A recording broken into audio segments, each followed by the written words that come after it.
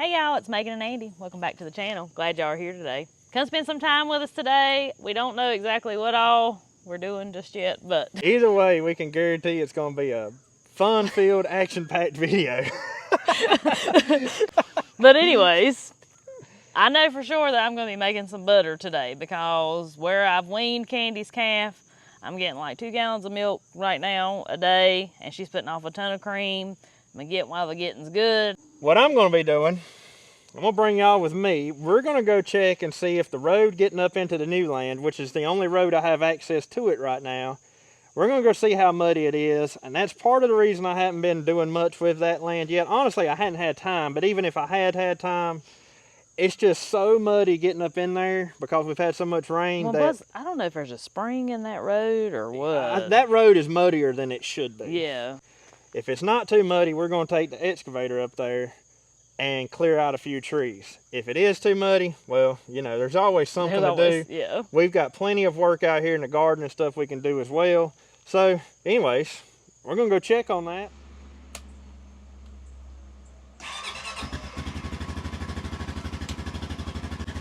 So we'll take the foil down there.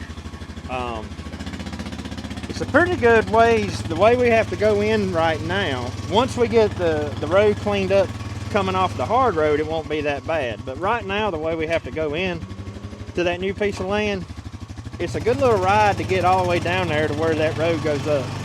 So take the foil down there, go check it out, and see what it looks like.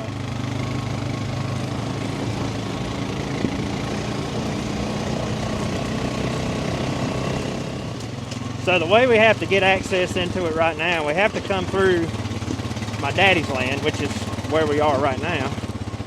And it's a rough farm road getting in here. Accessible by truck, however, it's still a pretty rough road. Once I get the road opened up the way I want, coming off of the hard road up there, I should be able to get into it pretty easy with a vehicle. I hope, anyway. So going right through that hole into the woods there is where we get onto ours.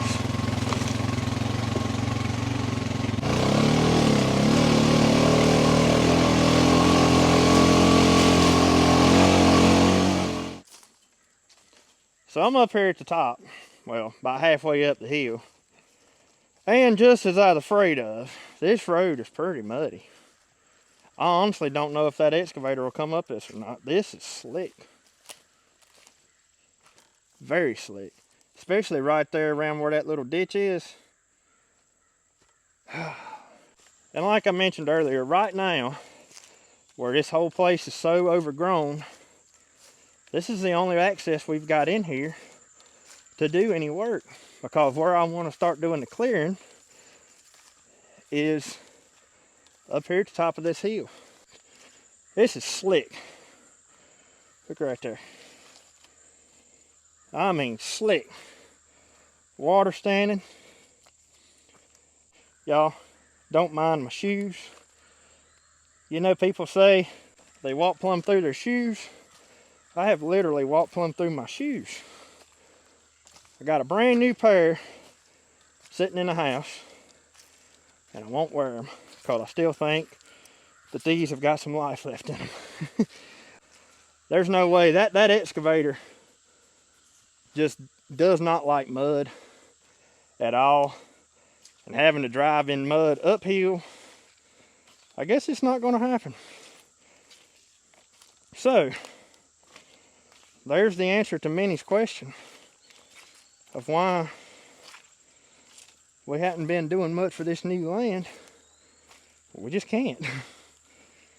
I really had my hopes up that I could get up in here to work today. It would be tough getting up this road on a tractor. Well, I know that excavator wouldn't come in here. So I guess we'll hop back on. Go back and do a little bit of garden work. I might ride all the way up on the foil. Let's see. I mean, this is slick. The foil is spinning around.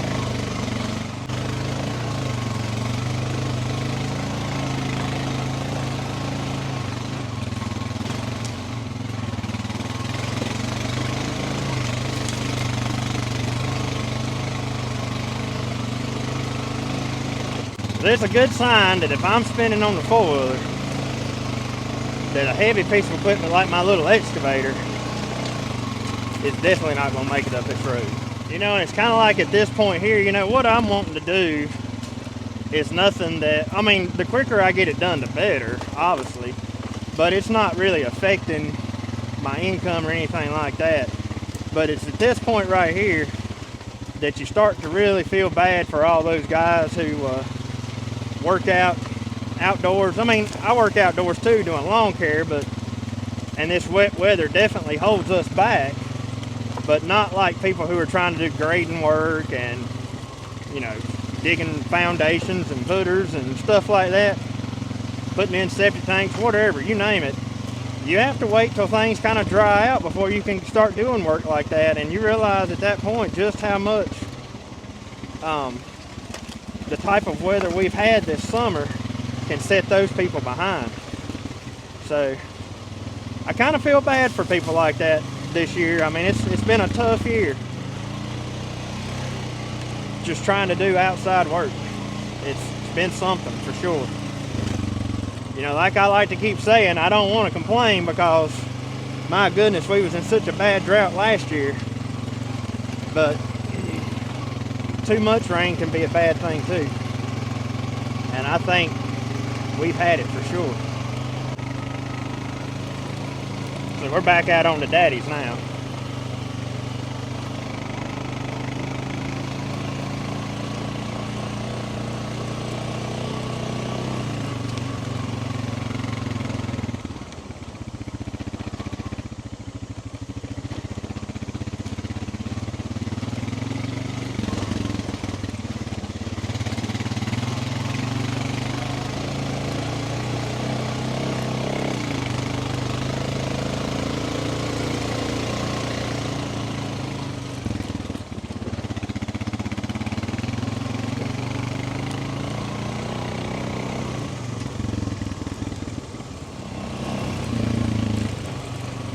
And just to give y'all some perspective of where we are, there's my big cornfield that I've got planted. You see all that yellow down there towards the end?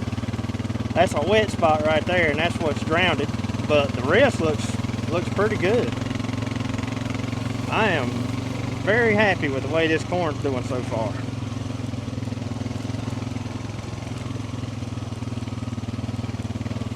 And something that really concerns me about this year's field corn crop is we've had so much water, and it looks like we're going to stay in that wet pattern. I really hope that it doesn't start rotting and sprouting in the shuck this year. And it's a very good possibility it does, but once again, ain't nothing I can do about that. So I guess since it's too wet to be up there with the excavator today, we're gonna go down here and check these apples. There is a good chance we've got some apples ready to pick, and then I'll probably tear off our old cucumber vines and plant some new ones, I guess. Last year our apples just disappeared into thin air, so we're trying not to let that happen this time. Hey, we got some nice apples down here too, but the bugs have been bad on them too. The Japanese beetles and June bugs both eat them up pretty good back. Well, we could pick these peaches right here too. I forgot. Oh yeah, I forgot we had these peaches. Pole peach tree. I don't know if we're gonna leave it or not. So this peach tree right here has never really had that great of peaches on it. And every year it loads up, but it's got these little bitty thin branches that just don't hold no weight, y'all. I have been look, all this I've picked off the tree. And it broke. Trying to save it. And it still doesn't matter. The limbs break. And like I said, the peaches, they're okay. They're not as good as this tree. Yeah, they're not like that tree right there. This tree was moved from down there in the corner many years ago to right here. But it just never, I don't know, it's not a very strong tree. I ate one out here the other day. Did you? Yeah, it was pretty good. Was it ripe? Ripe enough. What's it look like? I mean, it looks pretty good, don't it?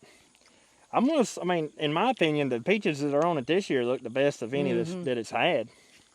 Normally, they're little bitty peaches. But we're contemplating just cutting it down. Yeah. I know we're supposed to pull peaches and everything off of it to keep it from doing that, but we have been. I mean, I feel like if I continue to pull peaches off, there's not going to be any peaches on it. Mm-hmm. So before I forget it, I do want to mention something. We had some people asking about, the last time I had this shirt on in a video, the farmhand shirt, a lot of people asked about this shirt. This is the shirt from the Foothills Farm Festival. When is it coming up? First Saturday of October? Mm-hmm. It's October the 4th this year. Yeah, October the 4th then. But this is the shirt they give us who are there volunteering. And so that's something I'd like to mention. You know, people here in North Carolina, maybe Southwest Virginia, we will be at the Foothills Farm Festival. On October the 4th. And on that's October in the 4th. Danbury, North Carolina is the address to that. So Yep. I'll share the link in this video. You can also, I've got an upcoming events page on our new website, and you can find both the events there if you want more information. Yes, because before that, September 20th, right? We'll be in Jemison, Alabama. Yep. So we're going to have a busy few weeks. Yeah, we are. That's going to be a good haul for us going all the way to Alabama. That's a good ways. I'm excited, though. That's a part of the country I've never seen. Yeah, never been there. So not to that part of Alabama anyway. To the apples. That one's obviously not ready. But we've got a few right here. That one might be ready. If it falls off in your hand, it's ready. It's still got green on it. I bet that one ain't. That's a good size apple, though. Wonder why did these fall off? I guess it just dropped them. Most of those look like either bug damaged apples or disformed ones or something. Look at that one. It's just got one little bad spot on it. That's probably a decent one. You know what I remember? This thing takes me back to my childhood. What, picking up apples? Let me tell you. When I was a kid, there was this apple orchard not far from where I grew up. We'd go up there and pick up bagfuls under the trees. You know why? For deers. Feed to the deer. I was going to say, knowing your daddy, y'all picked them up for the deer. We sure did. Sure did. We'd go around under them apple trees. And so, oh, that one come off easy. What about that? It's got a bad spot on it. You don't want that, do you? I mean, you could eat it. This half's good. As long as you cut it off and eat it like right now. Do you want it or not? Well, we can eat it for lunch. Okay. I ate one of these off this tree the other day. It was good. I can't. Look at this. I mean, look at that. That's a good size apple. I know. I want to put this out there. That we are not apple experts. We planted these apple trees. How long ago has it been now? Probably 5 years ago, 6 years ago? I don't know if it's been that long. The first ones has probably been at least 5. Probably. Now this one right here has only been here maybe 2 or 3 years. And it's never wanted to stand up. We tied it to this post and everything. And it still fell over. Yeah. I'm just going to let it do its thing. But we had a terrible issue with what I believe was fire blight. I have been treating these trees, and so far it seems to be working. But I'm at the point in the year now, I think it's a little bit late to be treating for it, so I've kind of quit. From my understanding about this fire blight, I need to be treating before they ever even set bloom, all the way through to the point where they start to form apples. That's just from what I've read. However, I treated them later than that this year, and it seems to have cured my fire blight. And I've learned from a lot of y'all that pear trees carry fire blight and will not be affected by fire blight. So that is a good possibility that our fire blight host is that pear tree right there. However, I can tell you, I ain't cutting down my pear tree. So the pear tree will just live there, and if it ends up killing all of my apple trees, well then, unfortunately, that's just what it's going to be. I don't think those are ready. Oh. Maybe it is, I don't know.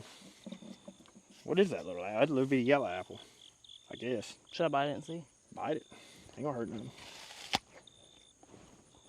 It's good? ready. Mm-hmm. Is it ready? It ain't green inside. I see that. That's a pretty good apple. I won't even need no lunch done. Eat me a peach. Sometimes the ugliest of apples are the best of apples. I know people are gonna ask. We're terrible. If you haven't learned this by now, we don't know what kind of apples these are. No, we really don't. So, when we planted them, we knew what kind they were. But you know what? We're terrible, terrible, terrible at keeping up with stuff like that.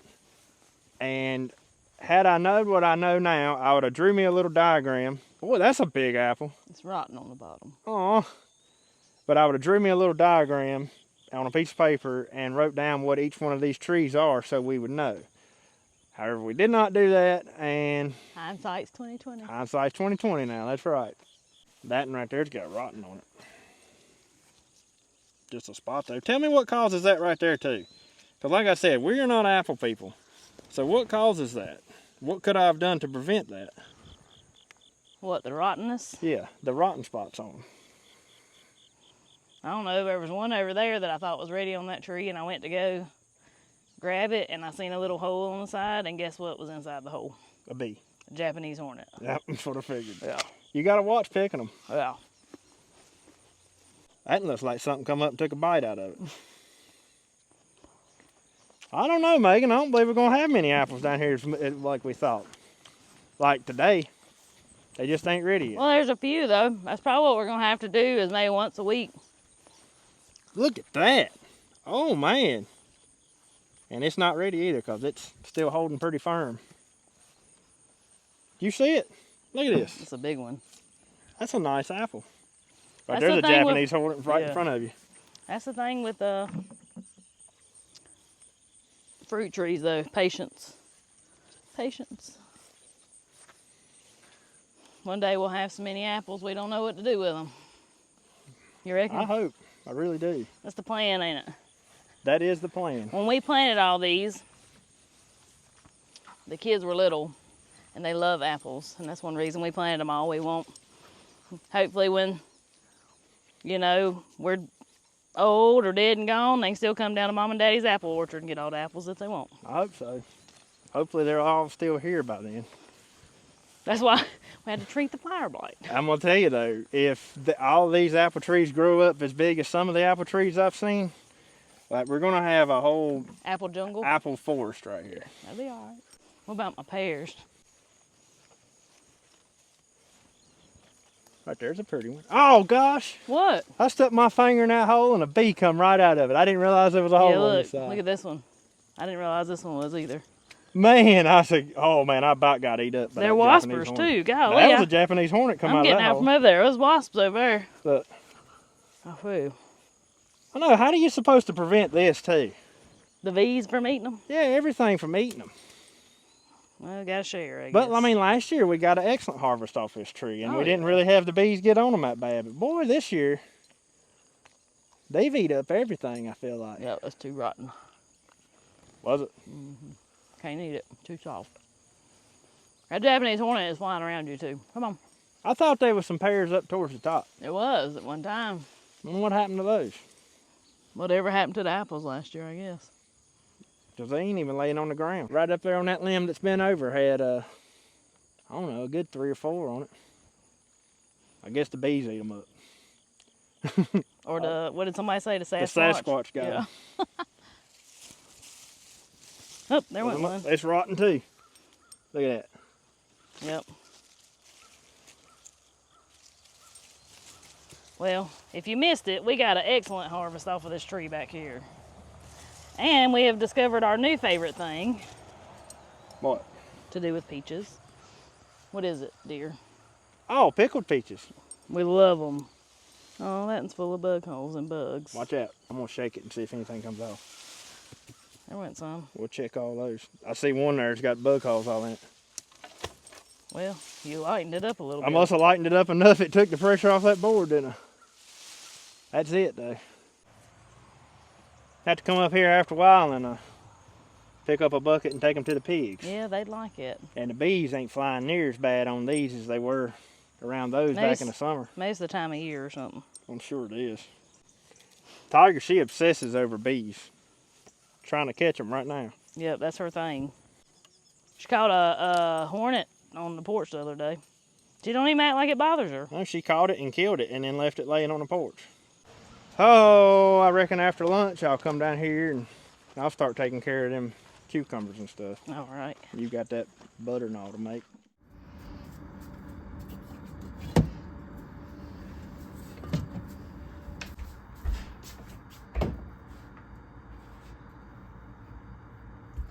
All right, let's get this butter bacon going here. Now, if you ain't seen my videos from a couple months ago and years ago about making butter. Let me just tell y'all, making butter is one of the easiest, most satisfying things that you can do. Even if you don't have a milk cow. If you don't have a milk cow, you can buy heavy cream and you can do exactly what I'm going to show you here in just a minute. There are also, if you are getting the cream off of the top of your milk, there are a million different ways to do it. I just scoop it off. That's the way I prefer to do it. It's kind of peaceful and satisfying, scraping the cream off the top of the milk. If you don't know, fresh raw cow's milk automatically separates the cream from the milk. The cream automatically rises to the top. Homogenization keeps your grocery store milk from doing that. But fresh, straight from the cow milk, the cream rises to the top, and that's where your butter comes from. So, let me do my wide mouth jars first. I use my food processor for this, and it works like a charm. Way better than sitting there churning your butter. Okay, we'll have butter here in probably, by the time I get all my cream scraped and the butter made, 20 minutes. We'll have us 2 nice cakes of butter. I figure 2 cakes off of how much cream I'm going to get here. My stuff sitting on a towel when I think about it because I am so messy and I make a mess. See there though?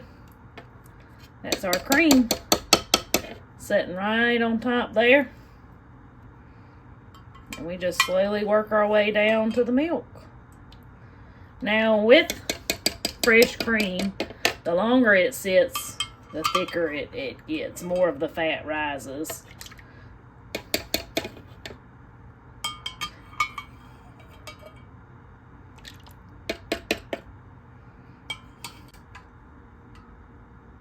I hope y'all can see the texture of that.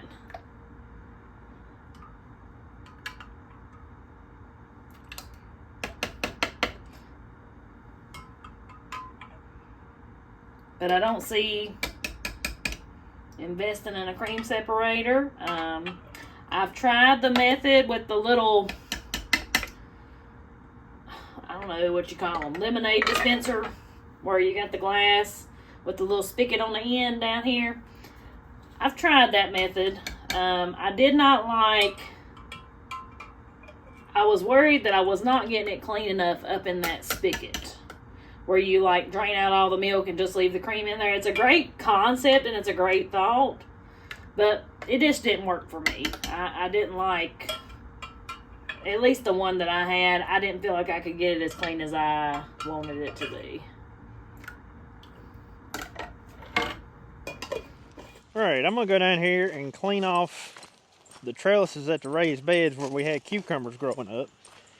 And I'm going to replace them with more cucumbers. And try to get us a fall batch of cucumbers before the frost hits.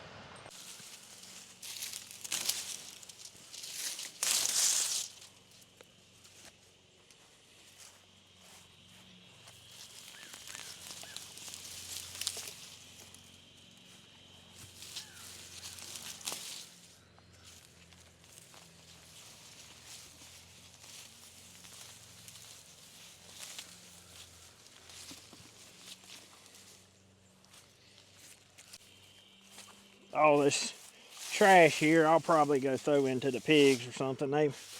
They may nibble on it. There's a few cucumbers in that. Alright, that right there, the rest of that's gonna have to wait. Alright, y'all ready to learn how to make butter? So, when I'm doing it in my food processor, I don't get it any higher than the 5-cup mark. This is a 9-cup food processor, so about half full. Because once it gets to the whipped cream stage, it's going to try to start coming out the top. Ask me how I know. Live and you learn. That's how most everything is in life. So I'm going to do this on my puree button, which just makes it spin constantly. I don't know, it's probably like 30 seconds that it does it before it cuts off. And where it's cold, let me throw this out there. Where it's cold, it's probably going to take at least 4 cycles of me doing this. If I were to let it sit out and get to room temperature, one run, and it would probably be butter. But I don't have time. Y'all know how it is sometimes. I don't have time for that today. So, cold it is. It'll still work. One thing that was brought up in the video of us cleaning up the garden out there, cleaning up the tomatoes, was since I'd had an issue with disease, I probably shouldn't have just tilled those plants under, because I'm putting the disease pretty much back into my soil. And I'm gonna be honest with y'all, you're probably right. I mean, I know you're right. I shouldn't have. I did, and I shouldn't have. And thinking back on it now, I do wish that I'd have pulled all those plants out of there before I tilled that up. But honestly, I didn't think about that while I was doing it. But luckily, I don't plan on planting any more tomatoes in that spot, or even in that garden, for the next, I'm probably going to give it a good 3 to 4 years before I do. So hopefully it'll have time to get out of there and go away. But that is a great tip. If you have diseased plants like that, get them out. Do away with them. Don't till them back into your soil. Alright guys, and just like that, it took a few rounds like I thought it would, and that's just because it was so cold. But you can see the liquid there is the buttermilk, and there's our butter. So what we're going to do next is put that into some ice water. You want to get all the milk out of your butter that you can. It'll help it keep a whole lot better. So you'll see me knead and squeeze and all that. That is to squeeze out all this buttermilk.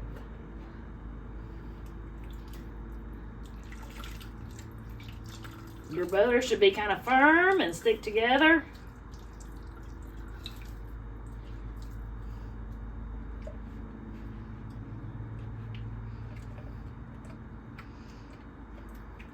Because occasionally when you're making butter, you'll get to a stage where you're like, is that butter or is that not butter? Because the fat will just be starting to break off, but it won't stick together like this. And it won't have a yellow tint to it. It'll be more white. You need to let it go just a little bit longer once you get to that point. And you should get butter.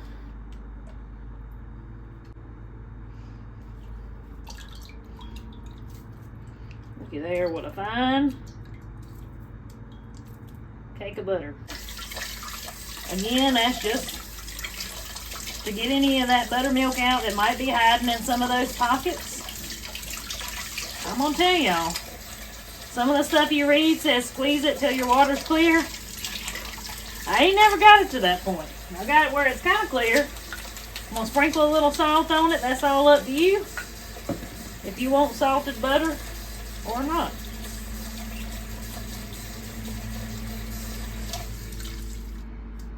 There it is, my nice ball of butter. I'll stick that in the fridge to harden up a little bit more, wrap it in some wax paper, and it's going to be ready to use. So I got everything cleaned out. I'm sort of limited on what I can plant into this go around. And y'all excuse the mower in the background. Jacob's mowing.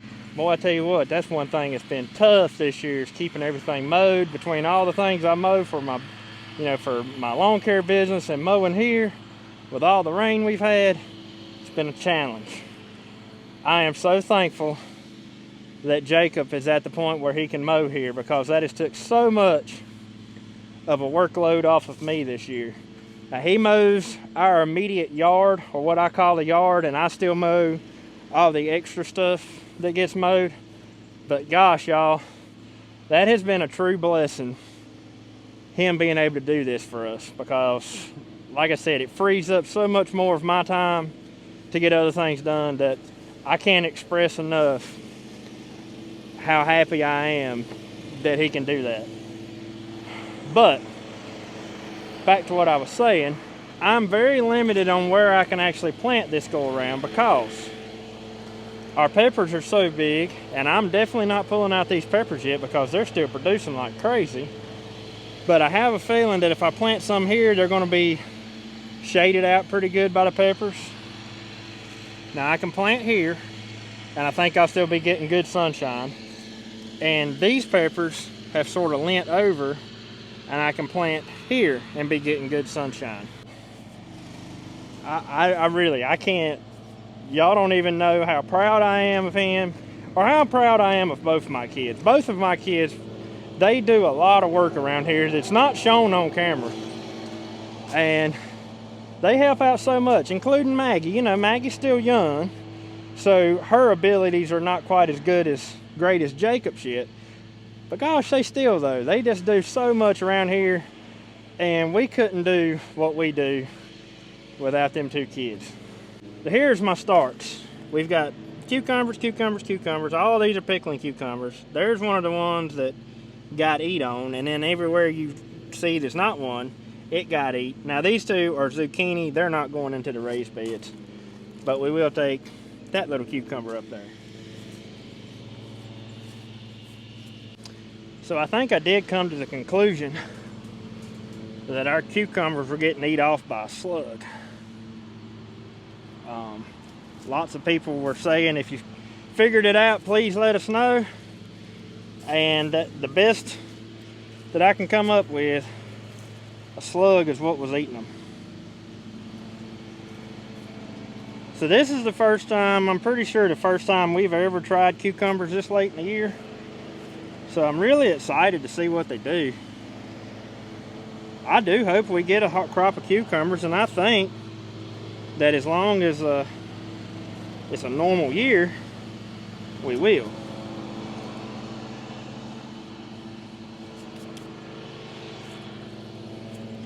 Of course, I think as many of us know, it's not exactly been a normal year, so time will tell. See, we're in zone 7. For sure, people in zone 8 have time to grow another crop of cucumbers. I think people even in zone 7, if you started your cucumbers at the time you see this video, I believe you've probably got time, if things are normal, to pull off growing some cucumbers this fall. It's looking like I'm gonna have some extras.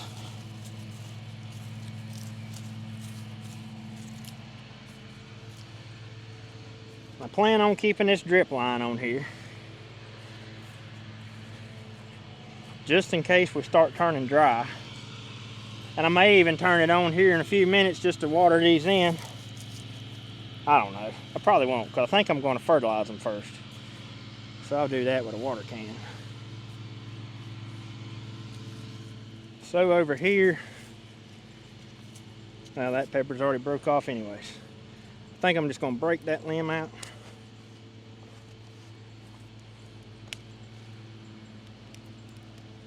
Open me up just a little bit of room here. We'll plant these last 2 cucumbers right here.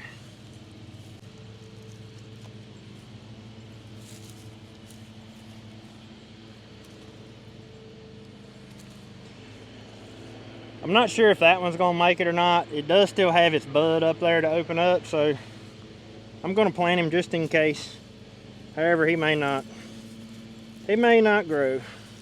And I started these in seed trays simply because our other cucumbers were still actually growing cucumbers at the time I started them.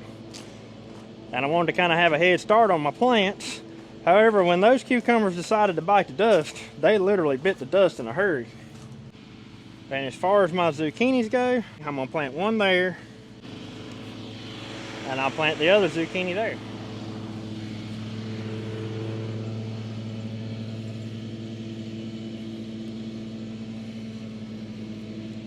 So I think a lot of people don't, what is that, a piece of plastic? A lot of people don't exactly use their space to their full ability, I don't think. I like to take and intermingle a lot of my garden stuff with my landscaping as well. So around my house, because you know, typically we always mulch around the house. That mulch breaks down and leaves you some really nice garden soil behind, and you can grow some beautiful vegetables in amongst your landscape. And the next thing I'm going to do to give these a head start is use this House 2020 water soluble fertilizer. This is a 3-gallon water can. And I put 3 scoops in it. I'm actually going to put just a little bit of extra. Like we always say, we have a link to House in every video description, and it's on our website. Also have a link to this water can on our website, and I love this thing right here. It actually carries enough water that you're not constantly going back and forth with a water hose, and puts out a good water pattern too. I found this, one of my funny story, one of my lawn care customers has 2 of these, and I was looking at them the other day, and I picked them up on his back porch and was looking at them, the brand name and all that on them. I go to Amazon and I found it, and I immediately ordered me one because I like the way they look so good. Got a moth in there. It's something I would like to mention about my collards. A lot of people said I probably shouldn't have had them in the greenhouse because it was too hot in there. Y'all were totally right about that too, but the thing that I forgot to mention was that week that I started them, it was extremely cloudy all week long, and that greenhouse never once got over like 75 degrees. And so they had plenty of time to start during that 75-degree period. Had it got up to 100 degrees or 120 in that greenhouse, I would have definitely moved them out and put them somewhere else.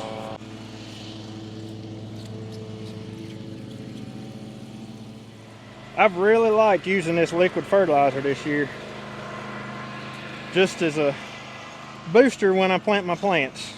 But I do have to say that doing this seems to really give these transplants a kick right after you first plant them. And I feel like I probably need a good kick because, you know, we're heading into fall, and honestly, I want these things to grow as fast as they possibly can. That's taken care of. I had enough mixed up that I was able to go over everything one more time. So everything's good and watered in and fertilized. Got it made, ain't you? Everything's good and watered in and fertilized. And hopefully we have time to make some zucchini and some cucumbers before frost. So since I'm already in somewhat of a gardening mode today, I'm gonna attempt to find my compost pile. It is buried underneath all of these volunteer tomatoes and stuff. Here's a potato. I need to dig that thing and see what's under there, but the vine still looks really good on it, so I'll probably leave it for now. But I think I can dig in. I'm gonna have to pull these tomatoes out, but that's fine. They're all spoon tomatoes anyways. But I think I can dig into this area right here and get me some compost out. Did not realize that these tomatoes have taken over like they have. Goodness gracious.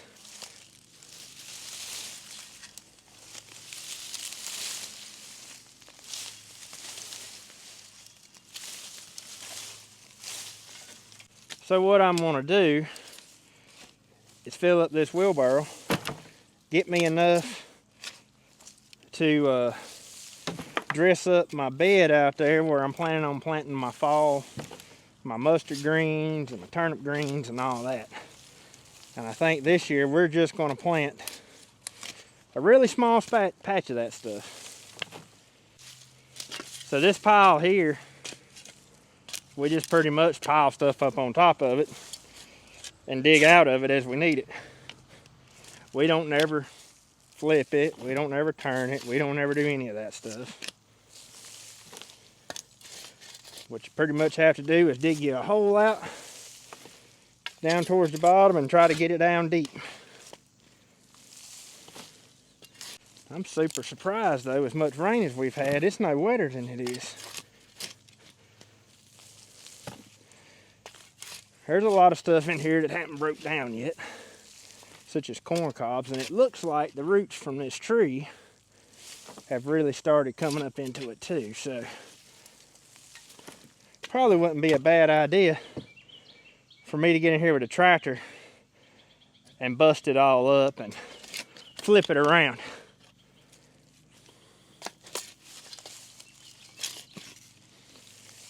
Try to tear these roots up, because I don't really want the roots from that tree growing up and stealing everything out of my pile.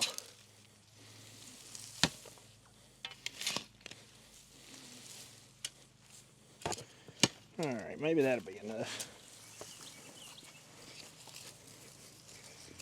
There it is. You can see there's corn cobs in here that never broke down. But other than that, some nice looking stuff. I got a bunch of these tree roots. I'll probably get most of those out of there. They won't have time to break down before I plant. But that's not bad looking stuff at all. That's simply made by us just piling stuff up and leaving it. What's on the bottom there is probably 2 or 3 years old.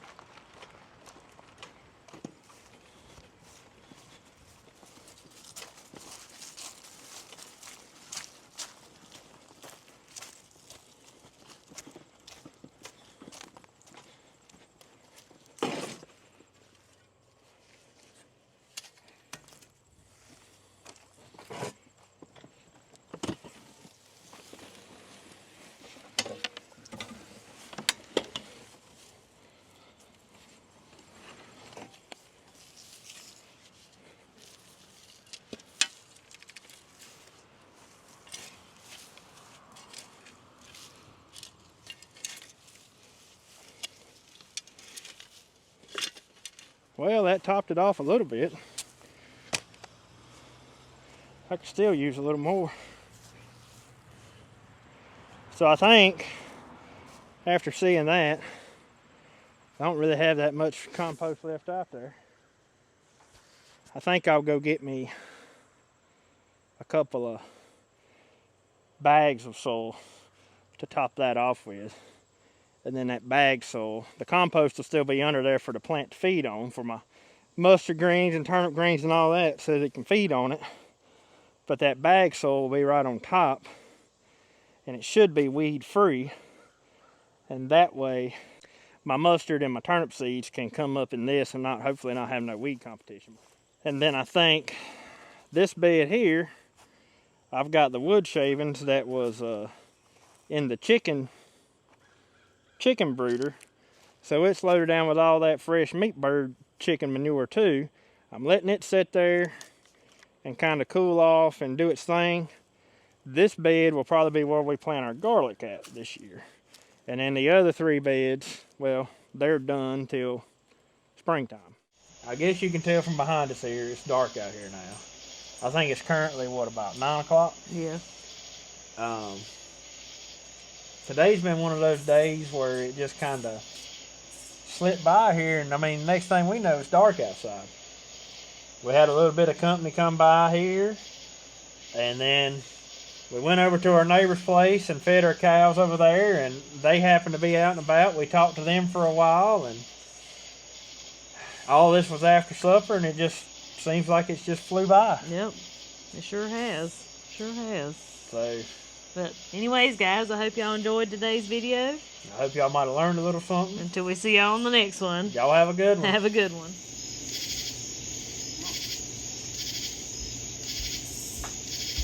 Come on, Tiger.